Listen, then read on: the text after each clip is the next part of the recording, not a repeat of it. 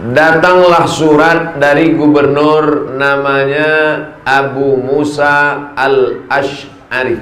Siapa nama gubernurnya? Abu Musa al-Asy'ari. Ketika itu yang menjadi Amirul Mukminin, pemimpin umat Islam, Sayyidina Umar ibnul Khattab radhiyallahu anhu. Kira-kira 17 tahun sesudah pindah ke kota Al-Madinah Al-Munawwarah. Isi surat itu adalah malu bertetangga, karena kalau datang surat orang Persia pakai tanggal, kalau datang surat dari Romawi pakai tanggal, kalau datang surat dari Koptik Mesir pakai tanggal, ada tahunnya.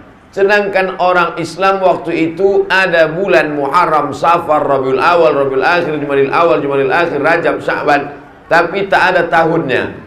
Karena bangsa Arab, bangsa primitif, buta huruf, tidak punya peradaban, tak ada tahunnya. Kalau kebetulan waktu itu tahunnya banyak hujan banjir, mereka sebut dengan Amul Faidan, tahun banjir. Kebetulan Nabi Muhammad SAW lahir saat datang tentara bergajah, maka disebut gajah bahasa Arab fil. Disebutlah Nabi Muhammad SAW lahir pada tahun Amul Fil. Ciri masyarakat primitif tak ada kalender.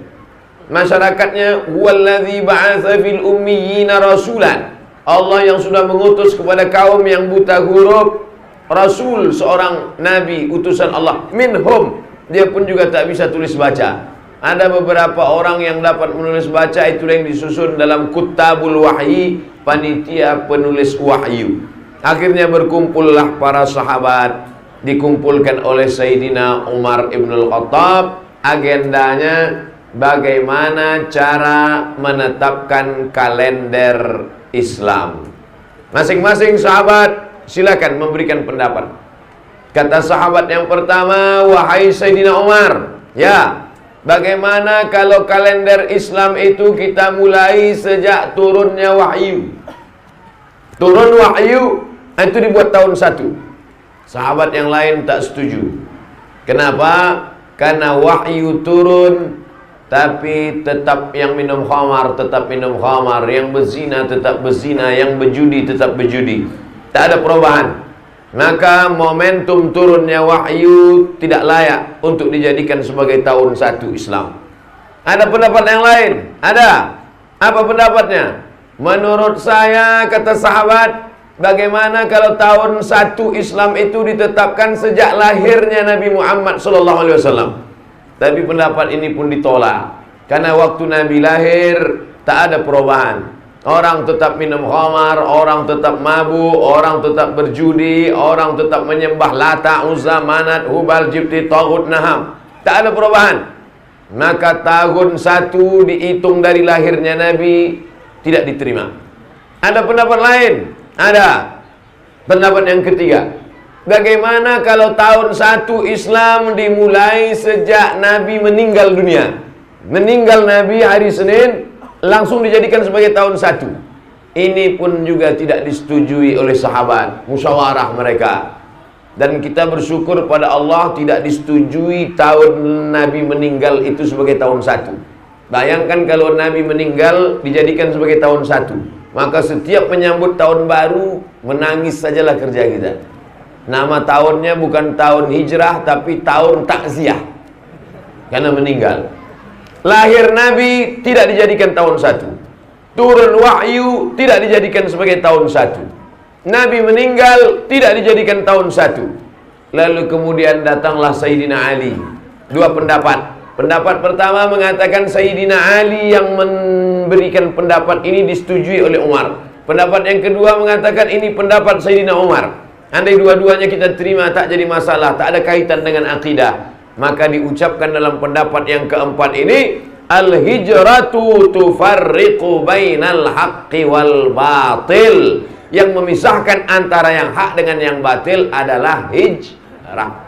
Maka disetujuilah pendapat yang keempat ini berdasarkan ijma' musyawarah antar sahabat Nabi radhiyallahu anhum ajma'in pada tahun ke-17 pada masa pemerintahan Sayyidina Umar bin Khattab. dan disetujui oleh para sahabat-sahabat Nabi sallallahu alaihi wasallam pada masa pemerintahan Gubernur Abu Musa Al-Asy'ari. Sampailah kita pada malam hari ini tahun 1440 Hijrah akan menyambut nanti tanggal berapa nanti? Tepat 31 Agustus, 1 September itu nanti pada tanggal 1 Muharram 1441. Andai tak sampai pun kita hidup nanti, insya Allah sudah kita sambut malam ini. Yang sampai umurnya alhamdulillah, yang tak sampai banyak juga yang takut mati. Saudara yang dimuliakan Allah Subhanahu wa taala, apa pelajaran yang bisa kita ambil dari yang saya sebutkan tadi? Bahwa sehebat-hebat Umar bin Khattab, walaupun Umar bin Khattab itu orang dijamin masuk surga, walaupun Umar bin Khattab itu sahabat Nabi pilihan, walaupun Umar bin Khattab itu tidak berani setan melewati jalan yang sudah dilewatinya, kalau lewatlah setan di jalan si Singamangaraja, lewat Sayyidina Umar di jalan Singamaraja, maka setan tak berani lagi lewat. Gimana tadi Umar lewat Singamaraja? Mutar dia, takut. Sungguh pun begitu hebatnya iman Umar bin Khattab, tapi dia memutuskan tahun itu tetap berdasarkan musyawarah. Nah, ini paling penting. Tetap berdasarkan musyawarah. Ini sekarang orang seenak otak dia saja menetapkan sesuatu. Mentang-mentang dia punya kekuasaan, punya jabatan. Umar bin Khattab khalifah, Amirul Mukminin, pemimpin orang beriman. Tidak dia tetapkan semena-mena, tapi dia tetap ajak musyawarah. Ini poin yang pertama. Ma khaba man istasyara wa ma nabima man istakhara. Tidak sia-sia orang yang mau musyawarah, dan tak akan menyesal orang yang mau minta pendapat orang lain. Saya pun juga begitu. Hari ini saya kebetulan diberikan masa kesempatan tausiah lebih kurang 60 menit, maka saya yang bicara. Tapi di luar ceramah saya tetap mendengar pendapat ustadz-ustadz, tuan-tuan guru, para mubalik, guru-guru kita semua. Apa yang layak dilakukan, apa yang mesti dihindari. Karena kepala kita satu, tapi kalau kepala banyak ini dikumpulkan, maka selamatlah kita dari kehancuran. Mudah-mudahan kita tidak termasuk orang yang otoriter menetapkan sesuatu dengan pendapatnya sendiri, tapi kita ambil pelajaran dari hijrah, mesti selalu bermusyawarah. Pelajaran yang kedua, bahwa ada perkara-perkara dalam Islam yang tidak disebutkan dalam Quran, yang tak disebutkan dalam hadis, tapi tidak serta-merta dia bid'ah. Mana contohnya? Nih masalah kalender. Karena ini sekarang sedang menjadi pemicu perpecahan kita gara-gara masalah, ini tak ada dibuat Nabi, bid'ah ini. Ini tak ada dibuat Nabi, ini bid'ah. Akhirnya antara sesama kita sikut-sikutan. Kalau sudah sesama orang yang sholat berkelahi, maka yang ketawa yang tak sholat. Oleh sebab itu maka jangan mudah membid'ahkan orang. Karena masalah kalender juga tak ada dalam Al-Quran. Carilah ayat dari Al-Fatihah sampai ke An-Nas. Ya ayyuhalladzina amanu, buatlah kalender. Ini murni ijma' para sahabat Nabi. Makanya kata Nabi SAW, alaikum bisunnati, ikuti sunnahku, wa sunnatil khulafa'ir rasyidin, dan sunnah khulafa'ir rasyidin min ba'di, sesudah aku mati nanti, addu alaiha bin nawajiz, gigitlah pakai gigi geraham.